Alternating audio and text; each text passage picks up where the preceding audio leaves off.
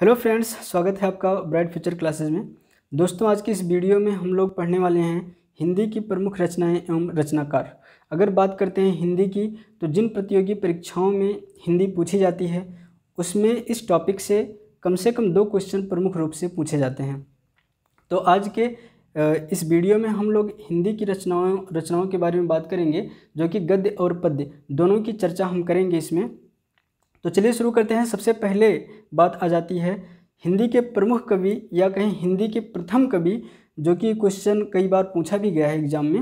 हिंदी के प्रथम कवि कौन है? सरहपा। और सरहपा की सबसे प्रमुख रचना रही है दोहा कोश। कौन सी रचना है इनकी? दोहा कोश। तो याद रखेंगे, सरहपा की रचना है दोहा कोश।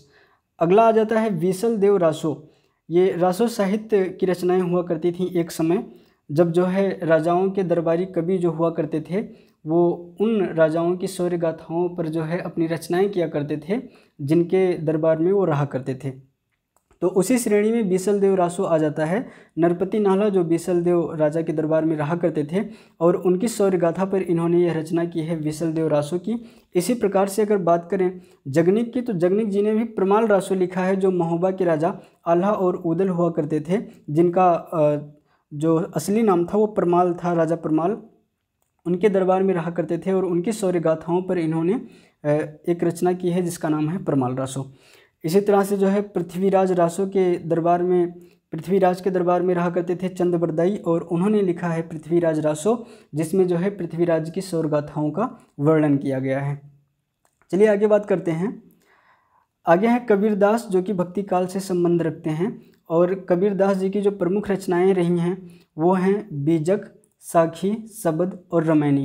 ये 4 रचनाएं इनकी जो है सबसे ज़्यादा प्रसिद्ध रही हैं। तो ध्यान रखेंगे, कबीरदास जी की जो रचनाएं हैं वो हैं बीजक, साखी, शबद और रमैनी। अगला है मलिक मोहम्मद जायसी। मलिक मोहम्मद जायसी की जो सबसे प्रसिद्ध रचना रही है वो है पद्मावत। और पद्मावत कई बार परीक्षाओं में पूछा जा चुका है कि पद्मावत किसकी रचना है? मलिक मोहम्मद जायसी की। और पूछ लेता है पद्मावत किस भाषा में इसकी रचना की गई है? तो ध्यान रखेंगे, अवधी भाषा में की गई है। इनकी जो अन्य रचनाएं हैं वो हैं अखरोट, आखिरी कलम और चित्रलेखा। आगे बात करते हैं सूरदास जी की। सूरदास जो है प्रमुख कवि रहे हैं हमारे हिंदी साहित्य में, जिन्होंने रचना की है सूर सागर की, सूर सरावली की। और आगे बात करें साहित्य लहरी की, भ्रमर गीत की, गोवर्धन लीला, नाग लीला, पद संग्रह और सुर पचीसी। इनकी रचनाओं को याद रखने के लिए ध्यान देंगे आप कि इनकी रचनाओं में अक्सर जो है एक वर्ड कॉमन मिल रहा है, सूर। जैसे सूर सागर, सूर सरावली, सूर पचीसी। ठीक है, तो इनकी रचनाओं में अक्सर सूर वर्ड मिल जाएगा कॉमन, या तो मिल जाएगा लीला, जैसे गोवर्धन लीला और नाग लीला। अलग से याद रखने की जरूरत है साहित्य लहरी और भ्रमर गीत। साहित्य लहरी और भ्रमर गीत, आगे है पद संग्रह। इतनी रचनाएं इनकी हैं प्रमुख रूप से जिनको याद रखने की जरूरत है। आगे बात करें तुलसीदास जी की, तो तुलसीदास जी की जो सबसे ज़्यादा प्रसिद्ध रचना रही है वो है रामचरितमानस। कौन सी है? रामचरितमानस। और इनकी रचनाओं को ध्यान में रखने के लिए एक वर्ड आप यहाँ भी कॉमन पा सकते हैं, जैसे वली, कवितावली, गीतावली, दोहावली या रामाज्ञा प्रश्नावली। अलग से याद करने की जरूरत है बरवे रामायण की विनय पत्रिका, पार्वती मंगल और जानकी मंगल। आगे बात करते हैं तो अगले कवि या कवियत्री कह लें मीराबाई, जो कि कृष्ण जी की सबसे बड़ी भक्त थीं। और इनकी जो रचनाएं हैं वो कृष्ण भगवान से ही संबंध रखती हैं, जैसे रघु गोविंद, गीत गोविंद का टीका और बरसी का मायरा। ये 3 रचनाएं मीराबाई की सबसे ज़्यादा प्रसिद्ध रही हैं, तो ध्यान रखेंगे इसको। आगे बात करते हैं नंददास। नंददास जी की जो रचनाएं हैं इसमें आप ध्यान देंगे तो इनकी रचनाओं में अक्सर एक वर्ड कॉमन मिल रहा है, वो है मंजरी।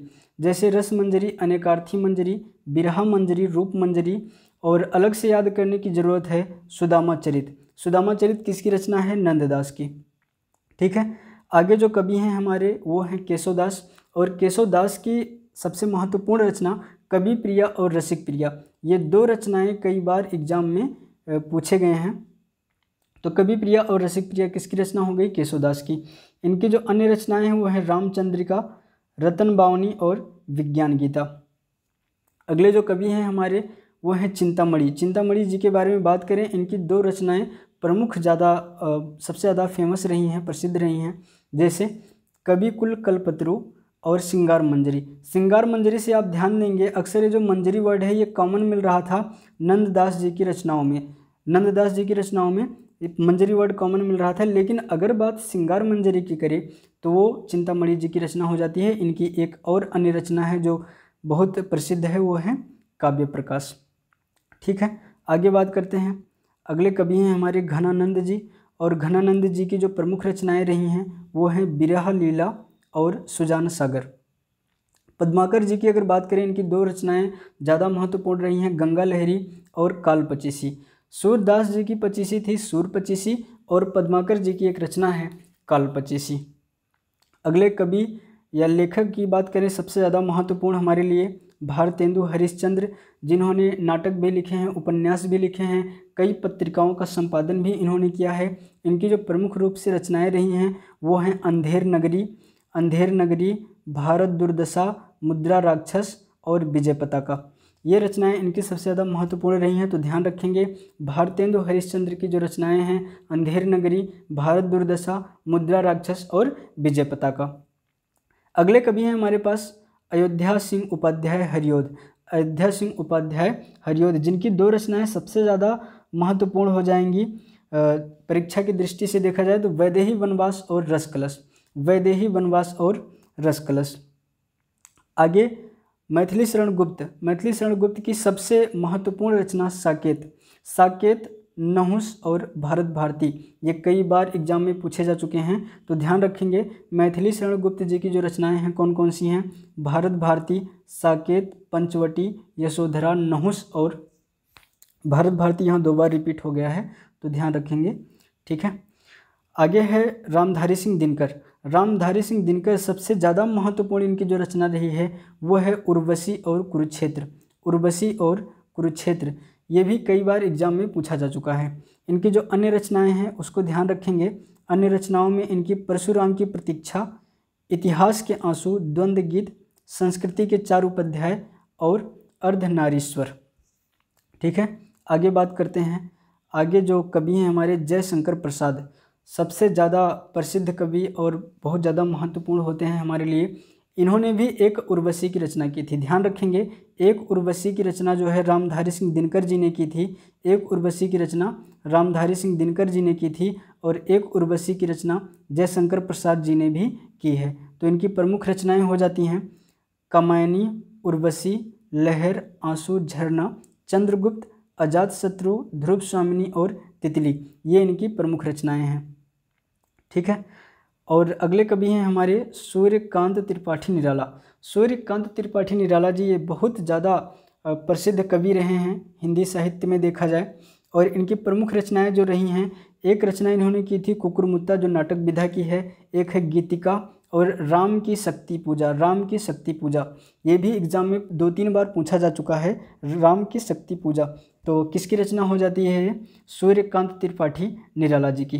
ठीक है, अगला है सुमित्रा नंदन पंत की जो प्रमुख रचनाएं हैं वो है युगांतर, युगपथ, लोकायतन, चिदंबरा, कला और बूढ़ा चांद।